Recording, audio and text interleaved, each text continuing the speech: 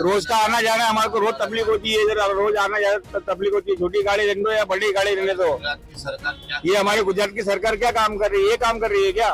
आज सीएम का पीएम का किसी का दौरा हो तो 24 घंटे के अंदर रोड बन जाती है, गटर का जो ढक्कन होता है उसके ऊपर भी कलर हो जाता है। लेकिन आज सामान्य जनता जो है वो एक रोड के लिए तरस रही है, जिसके ऊपर उसको चलना फिरना रहता है। સ્વચ્છતામાં નંબર 1 સુરત શહેરના રોડ રસ્તાઓ ખાડાવાળા થઈ ગયા છે। મોન્સૂનની સિઝનમાં શહેરના કોઈ પણ વિસ્તારમાં વાહન લઈને નીકળો તો તમામ રોડ રસ્તાઓ ખાડાવાળા થઈ ગયા છે। અત્યારે ગુજરાત તકની ટીમ ડિંડોલી વિસ્તારમાં ઊભી છે। ડિંડોલી વિસ્તારની તસવીરો હું આપને બતાવી રહ્યો છું।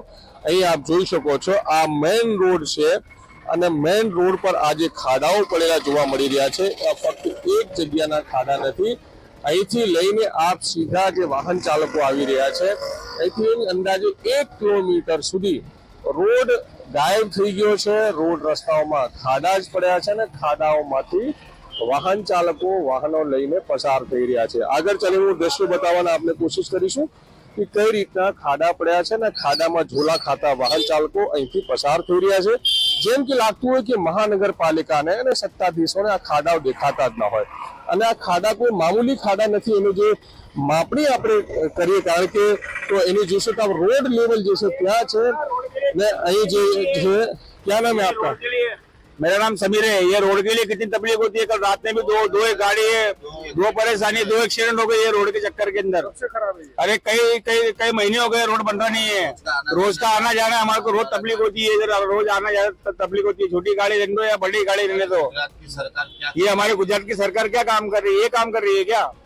તો બિલકુલ સ્વાભાવિકપણે લોકોનો આક્રોશ છે અને એક સાઈડ આ જે દ્રશ્ય મેઇન રોડના આપણે બતાવ્યા છે, બીજી બાજુ આપણે શું સર્વિસ રોડ પણ અહીંયા છે।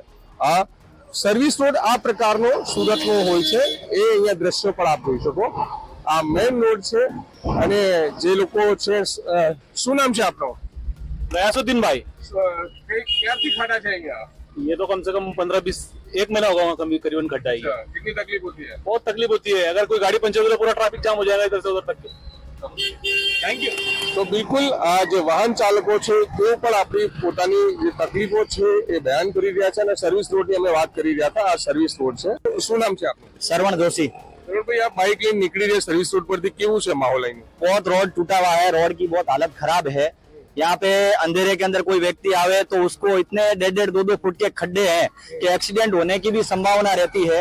आज सूरत म्युनिसिपल कॉर्पोरेशन का बजट जो है हर साल बढ़ता जा रहा है। 10,000 करोड़ रुपए का सालाना बजट होने के बावजूद भी प्राथमिक सुविधाओं मिलनी चाहिए वो नहीं मिल पा रही है। लेकिन जो लोगों के लिए जो चलने फिरने के लिए जो रोड है वो भी व्यवस्थित नहीं हो पा रही है। आज सीएम का पीएम का किसी का दौरा हो तो 24 घंटे के अंदर रोड बन जाती है, गटर का जो ढक्कन होता है उसके ऊपर भी कलर हो जाता है। लेकिन आज सामान्य जनता जो है वो एक रोड के लिए तरस रही है, जिसके ऊपर उसको चलना फिरना रहता है। तो सूरत में सिर्फ यही खराब है कि और भी कई जगह खराब है? सूरत की यही हालत है। सारा दरवाजा के ऊपर मार्केट विस्तार के लोग, हजारों लाखों लोगों का आना जाना रहता है। ये डिंडोली विस्तार में भी आना जाना रहता है, लेकिन यहाँ रोड टूटी हुई है।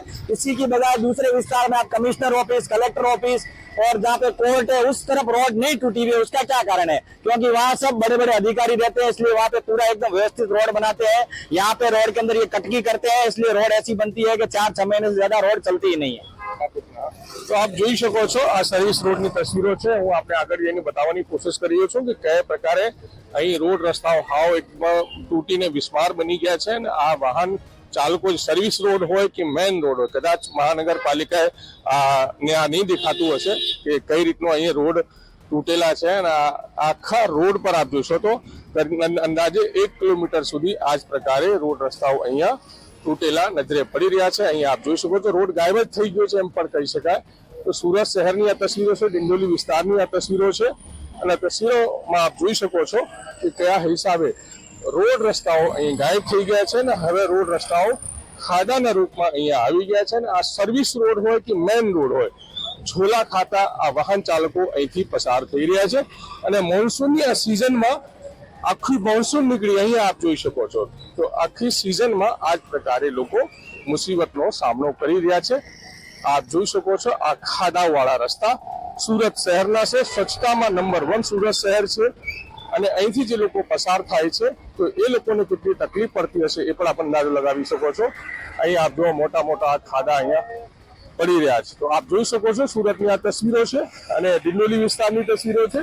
તો લોકો કહી રહ્યા છે ખાલી એક વિસ્તારમાં જ નહીં, અલગ અલગ વિસ્તારોમાં રોડ રસ્તાઓની આ જ પ્રકારની હાલત છે કે આ ખાડાઓને કારણે ટ્રાફિક જામની પણ તસવીરો સામે આવે છે. સંજય સિંહ રાઠોડ, ગુજરાત તક, સુરત.